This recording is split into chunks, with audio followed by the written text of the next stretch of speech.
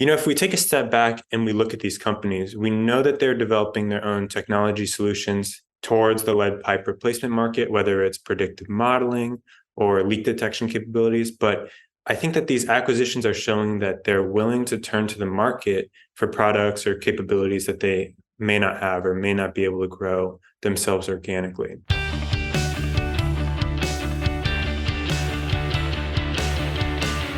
I am Reese Tisdale, and this is Future of Water, in which we talk about all the ways which companies, utilities, and people are addressing the challenges and opportunities in water. This is episode 77, and I think it's going to be a good one. So today I'm going to talk to Bluefield Senior Analyst Ethan Edwards about actually M&A, trenchless pipe replacement, company strategies, markets, as well as Aegion's recent string of acquisitions that actually showcase their strategy since being acquired by private equity firm New Mountain Capital. But before we bring in Ethan, I wanted to call out a couple opportunities for you to meet up with our team of water experts in person. So we are reviewing, I actually was reviewing our travel schedule earlier this week with our team, and it turns out Bluefield is planning to attend 15 and maybe as of yesterday afternoon, 16 events between now and the end of the year. So I'm not going to lie, that's a lot for us. But what does that mean? This might be a good opportunity for you. So I thought I'd call out a couple, as I've done recently, for you to take advantage of the opportunity. Last time I mentioned Global Leakages Summit 2023 in London, Aquatech Mexico in Mexico City, and we'll also be in Palo Alto at the California Water Data Summit. So if you're looking to meet up with Bluefield during the week of September 5th in London, Mexico City, or Palo Alto, easy chance, easy opportunity to learn from us, but also anybody else's who at those conferences. I will personally be at Rethinking Water 2023, the Science Water event on September 19th in New York. So I will be there if you want to speak with me. So easy place to get to, New York City. And then lastly, I want to wrap up, or we're going to wrap up September. We're going to be at the Swan Americas workshop in Milwaukee. Truth be told, our clients and colleagues love the Swan events. They've all been great events for us, whether it be in Glasgow, whether it be in Miami, Chicago. I'm trying to think of all the other places we've been for Swan events, but the next one's in Milwaukee. So as we plan for 2024, which I think many of us are doing, it's not that far away, 24 that is, in terms of strategic planning. So hint, you might need some help. You might need some data. You might need some guidance to plan for the year and figure out where the markets are heading. So now's a good time to meet with our team of water experts in person because we're actually ready for it. We're waiting for those calls. So just give our water events page at bluefieldresearch.com. You can go to the page. You can find out where we're going to be, or just reach out to us for a one-on-one. The choice is yours. We've got a lot of flexibility. We're here for you. So enough of hearing me talk about where we're going to be and how we can help you. Let's bring in Ethan Edwards to talk a little bit about M&A trends in the trenchless markets. All right, I'm joined today by Ethan Edwards, who actually I think I might be holding back from taking a couple days off of travel. So Ethan, might as well get to the easy question. Where are you headed? I'm headed back to my beautiful home state of Virginia for a couple of days, but that's not till later. And so I'm excited to hop on the podcast before I head out. Nice. Well, thanks for doing this. And the reason I brought you into this is because you've been looking into Aegion Corporation's recent acquisition of Portland Utilities Construction Company. You took a dive into the deal, but also at the same time, you were looking into the trenchless pipe rehab market and just other factors that are influencing some of the M&A strategies, but also how companies are responding to changing dynamics, whether it be, aging infrastructure, simply put, or whether it be water pipe rehab, or in some cases lead. But we'll get into that. So why don't you give me a little bit of detail, or give the listener a little bit of detail on the transaction that sort of sparked the research that you've done? Yeah, so the most recent transaction was Aegion Corporation, or Aegion, like you mentioned. They're St. Louis, Missouri based. They acquired Portland Utilities Construction Company, or PUCC. And so PUCC, they're a trenchless service provider specializing in cured in-place pipe and pipe bursting replacement methods. And they serve the municipal market in Texas and the southeastern United States. And it's really been sort of a string of acquisitions for Aegion. They've also picked up Standard Pipe Services, which is sort of a mid-Atlantic player earlier this year. And then even before that, I believe in May or something, they picked up Infraspec Services in Canada. So yeah, I mean, this is what's another part of this is interesting is Aegion in and of itself. So that's 6 acquisitions. What's the story behind Aegion and why are we focused on them? They're a big player in the market. Yeah, they're definitely a big player in the market. And this PUCC deal, that's their 6th deal since 2021. And that is after it was acquired for nearly $1 billion by private equity investor New Mountain Capital. So New Mountain Capital, they're a New York City-based firm, and they took Aegion private. Previously, Aegion was publicly traded back in 2021. And they also own Inframark, which is another acquisitive water operations and maintenance service provider as well. Yeah, the Inframark conversation is another different matter, which I think we may have talked about it on this podcast, but definitely interesting when you look at O&M markets, O&M strategies.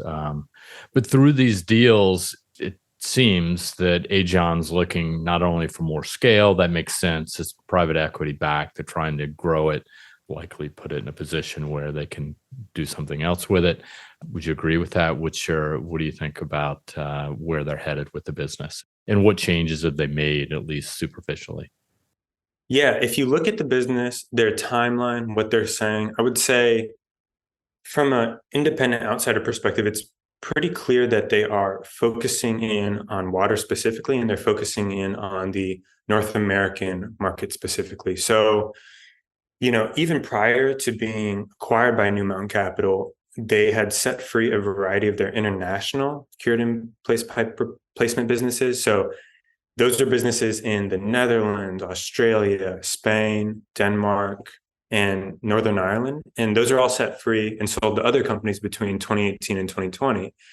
And then also around the same time, they said that they're going to divest their energy services business unit. And so they finally ended up selling that to American Industrial Partners late last year in November 2022. So I would say since being backed by New Mountain Capital, it's been just a focus on water, focus on North America, and shedding their unrelated assets.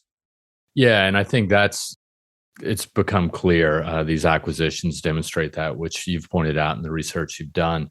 I think the other thing that's, just for clarity or for just so everybody knows, I mean, a lot of listeners are well entrenched in the water sector, but I think as from an outsider's point of view, everybody talks about, the 4 million miles of pipe in the US alone that need replacement upgrades over time, right? Our replacement rates are not as fast as everybody wants, expects, or is able to pay for. The trenchless players as a whole are presenting an option or an alternative for replacement, meaning it's less, less disruption, lower cost, faster, et cetera, et cetera. So I think, it looks like this is a big opportunity, and there's a lot of also infrastructure dollars on the street, right? Whether it be through IIJA, SRF, and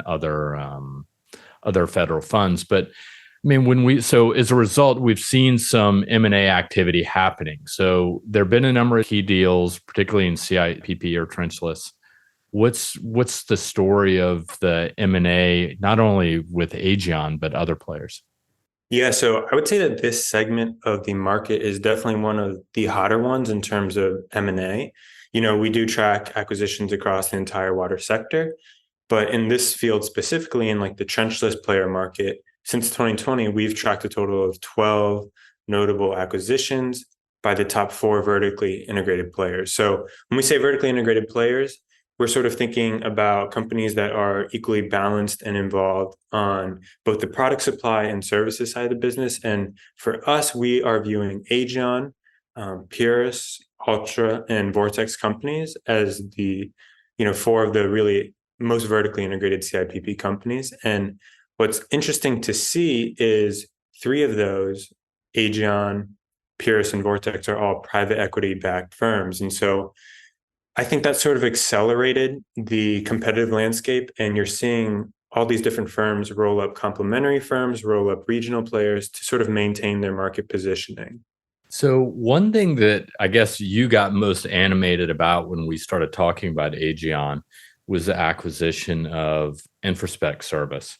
That was a company that was made early, they acquired earlier this year, and it signals that they're moving not just to look at wastewater pipe replacement, which is sort of the traditional focus of trenchless. It's shifting more towards water capabilities and water pipe capabilities. But this really points towards lead service line replacement. Seems a little bit different.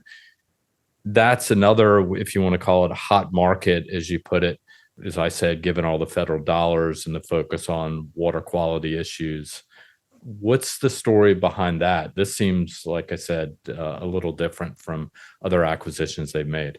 Yeah, definitely. So if you look at Aegion's three recent acquisitions, I mean, in a way, they all serve as new channels to market for their own products in terms of finding places that they can implement them in services. But really where I find the deal to be most interesting was the Infraspec Services acquisition, because that's Aegion's first foray into the Canadian lead pipeline replacement market, and, potentially like also the lead pipe remediation market in general. And that move parallels Purus's April 2023 acquisition of D&D Water Sewer, which also gave them small diameter lead service line replacement capabilities. And so, if we take a step back and we look at these companies, we know that they're developing their own technology solutions towards the lead pipe replacement market, whether it's predictive modeling or leak detection capabilities. But I think that these acquisitions are showing that they're willing to turn to the market for products or capabilities that they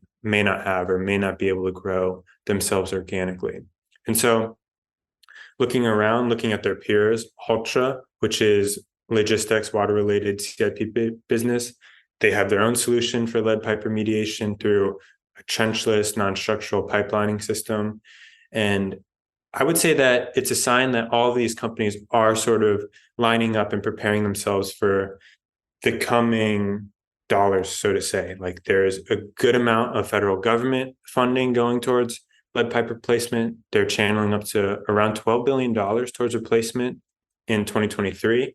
In Canada, it's a bit slower, mostly because they're having challenges inventorying the actual location of these different lead pipes, but it's slowly gaining more traction. And so I guess to wrap things up, to put it in the scale, back in 2019, when we first looked at the lead service line market, we sized it at $32 billion. So that's a significant market. And I think that these companies are well positioned to take advantage of some of that. Yeah, I mean, I think that to your point, the hardest part is inventorying, figuring out where the problems are. I think that's ramped up in the US, and also figuring out who the responsibility lies with. Is it the utility, is it the property owner, or is it the city and municipality itself? IIJ funding, this $15 billion that have been allocated to lead service line replacement, sort of is a step towards addressing what we forecasted to be a $32 billion market. I think the other thing, and I think we had Eric Bendler on a couple weeks, if not a month ago, I can't remember now, given all the content. I know we've put research out on it, is the 120 Water Blue Conduit partnership, doing inventorying of the lead service line market. That's another interesting aspect of all of this. But like you said, there's stuff happening. This is an interesting story between, with several private equity backed or held companies that are actively acquiring other companies. You've got a lot of federal funding that's out on the street that's got everybody excited.